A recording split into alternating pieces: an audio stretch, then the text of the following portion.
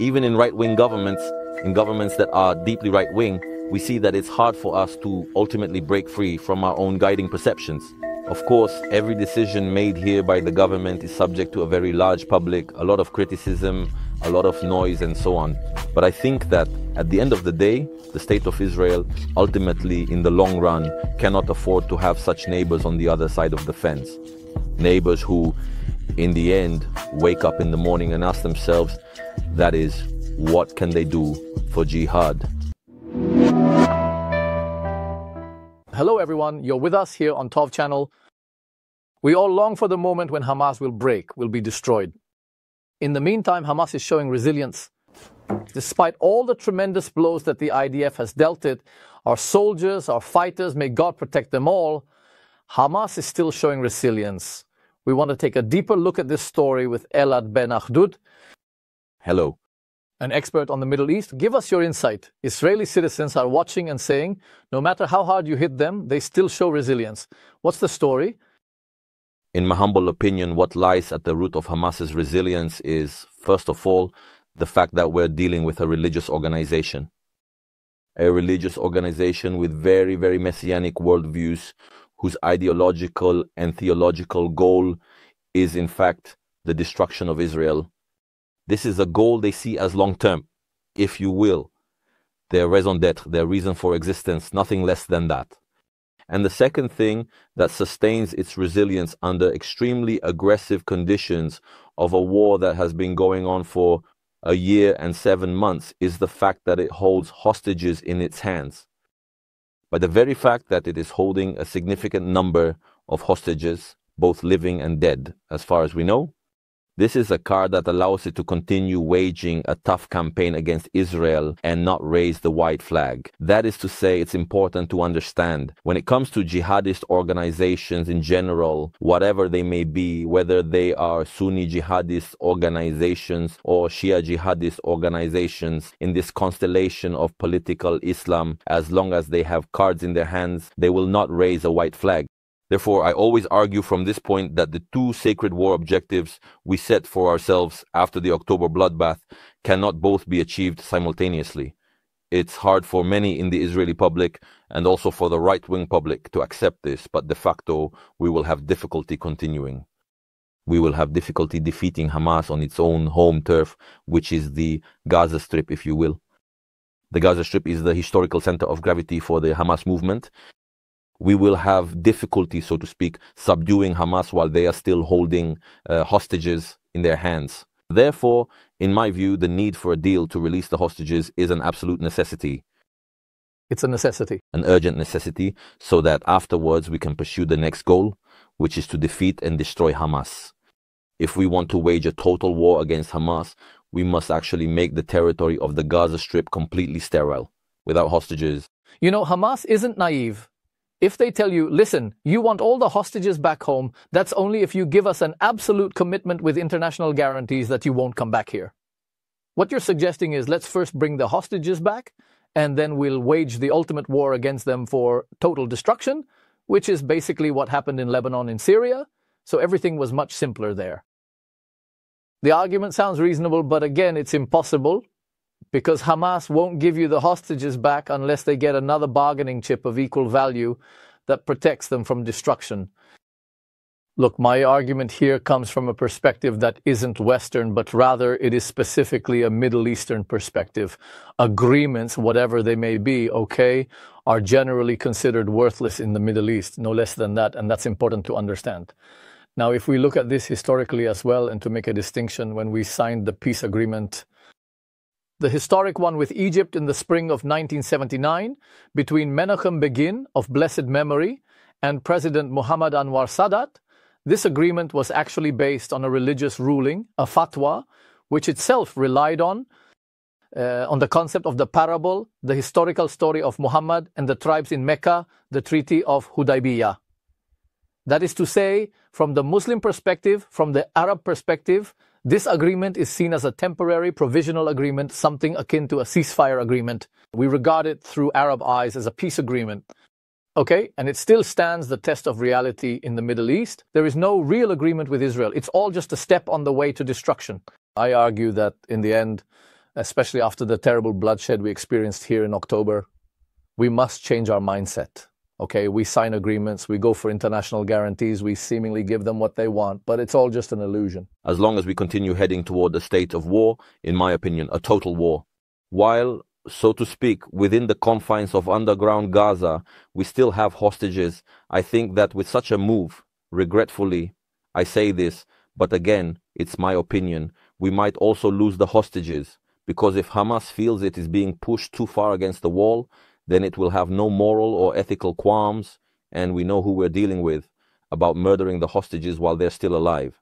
So basically, what you're suggesting to the state of Israel is this. You're saying, make a ceasefire agreement, essentially end the war, get all the hostages back, and then the day after you get everyone back, start the war again and break the agreement you signed. The scenario, I know that to many people it seems imaginary. No, it's imaginary because of Israeli culture. The state of Israel would never do such a thing, and America wouldn't let it do such a thing either. It's true that in the end, what actually puts a stumbling block here, or as some might say, a stick in the wheels, is really due to our own inherent limitations and also our particular perspective on how exactly we should conduct wars in the region. In my view, it's not at all strange, especially in light of what we experienced here on October 7th, to conduct some sort of political process with Hamas.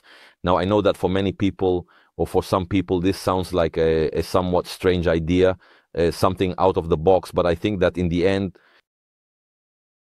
if today we start from a moral and ethical standpoint, that Hamas as a movement, as well as Islamic Jihad, can no longer remain our neighbors on the other side of the fence. And on the other hand, the way to eliminate these murderous organizations must go through the return of the hostages. First of all, I say, let's separate the issue of the hostages, because in my eyes, there is no greater Jewish act than redeeming captives, which is something we are commanded to do in Jewish sources. And the moment the hostages return to the embrace of the homeland and their families, we will first of all need to enter some kind of process of reorganization, at least within the ranks of the army and also within the ranks of the General Security Service, which are the two bodies responsible for the war inside the land and the Gaza Strip. And after a period in which we reorganize ourselves and give our good and valiant fighters a bit of a breather, we will be able to go out to war again. I'll tell you why I say this, because in the end, whether we want to or not, Hamas, that is, if he receives all the international guarantees, what will he do the next day? He will start rebuilding his power structure from scratch. He'll begin recruiting into the ranks of the Izz ad-Din al-Qassam brigades, again, more fighters. He'll start, as they say, receiving funds from all sorts of hostile regional actors.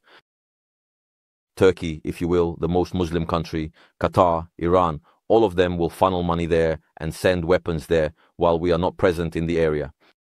Hamas will see these agreements as a hudna. What is the meaning of a hudna? What does Odana mean to him? Which essentially means it's a timeout that he takes in order to strengthen his ranks to reinforce the Muslim fighter, okay?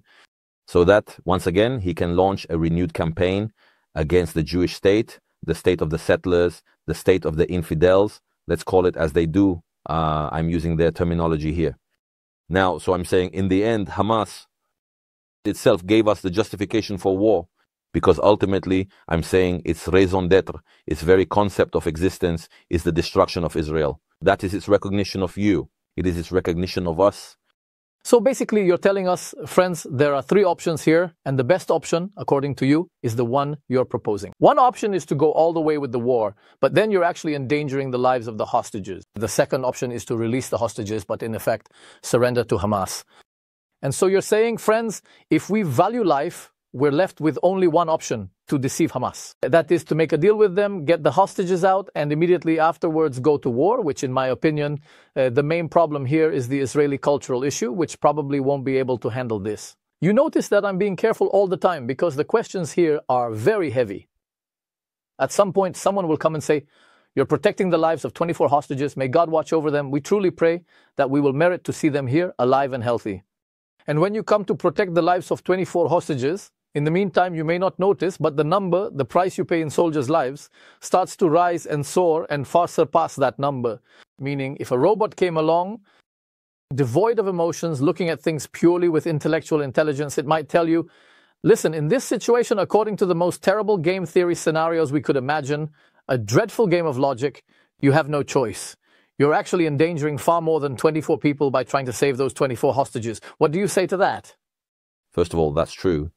I'm saying factually, if we examine this in a rational and cold manner, the moment you send in forces, infantry, underground units, reservists, and armored corps into the area, okay, into territory that to a large extent still has organized cells present. I just want, to give the public watching this channel some perspective. Look, for a year and 7 months we've been operating in the Gaza Strip, and in 30% of the territory we haven't touched. We haven't dealt with the entire area of the central camps. That is Nusayrat, Al-Buraish, Der Al-Bala, and Al-Maghazi. These are places where we've only operated in small parts of them, meaning when we enter deep into these places, we will encounter the same traps we saw in Jabalia, that we saw in Beit Hanun, that we saw in the neighborhoods of the Rafah camp, and so on, in Shabora, in Yabna. And so I'm saying, in the end, it's clear that even if we go after today, after a year and 7 months, for a so-called total war, for the occupation of the Gaza Strip, for taking territory from Hamas and Islamic Jihad in their stronghold areas, we need to understand meaning as a consideration, which is a very, very difficult one emotionally, but on a rational level, to understand that it could cost us lives in soldiers who will be killed while it has been cleared for publication. And therefore, perhaps an operation that would be a total operation, merciless in quotes, would still adhere to international law, but exactly to international law. It could be that this is what's necessary, and I'll leave that open. You've presented your approach, I'll leave it open. By the way, when you mentioned Dir al-Bala, I get this pang in my heart because I served there for about 7 years before the Oslo Accords, and we used to walk around there like we owned the place. There was no threat, nothing, and I even spent a week sitting on the beach in Azar, just guarding the sea. It was like sitting on the beach in Tel Aviv, more or less. And honestly, what the Oslo Accords did to us was simply unimaginable damage. Back then, things looked completely different. The Oslo Accords destroyed it. In the 1980s, I'm talking about the era before the outbreak of the first Intifada in December 1987. In fact, the Hamas movement, which was established in the early days of the Intifada, built its mechanisms then. In fact, the organization that preceded Hamas, or rather the foundation from which the Hamas movement emerged, was the organization called Al-Mujamma al-Islami, which was also led by Sheikh Ahmed Yassin, who was assassinated in 2004 near his home in the Sabra neighborhood, and from which, in delegations. What happens in the 1980s is that the mechanisms of Hamas are being established within the Gaza Strip in various areas. At that time, we made a choice that, in my view, was very flawed from a moral standpoint. That is to say, the military administration that was in the Gaza Strip saw the people of Hamas and the people of the Mujamma, the Muslim Brotherhood, as interlocutors in order to create, at the time, a counterweight against the PLO movement, Yasser Arafat's Fatah, which at the time was considered our main enemy within Palestinian society, partly because their leadership was in exile abroad, in Lebanon, Tunisia, and so on. What ended up happening? Egyptian diplomats, who were dealing with Israeli officials in the foreign ministry, said to them, "What are you doing? Have you lost your minds? Do you put your father? Are you relying on the Islamists?" That is in these very words, because they knew the DNA of these people from Egypt as a very, very subversive opposition movement against the regime in Egypt. So that's one point. The 1980s were very, very turbulent, extremely turbulent. Hamas was in the process of organizing. It was also very active internally, trying to purify local society from what it saw as various immoral blights. So it established there the internal security apparatuses, the Majd apparatus. In its southern sector, the person in charge was Yahya Sinwar, and in the northern area, the one responsible was Rawhi Mushtaha.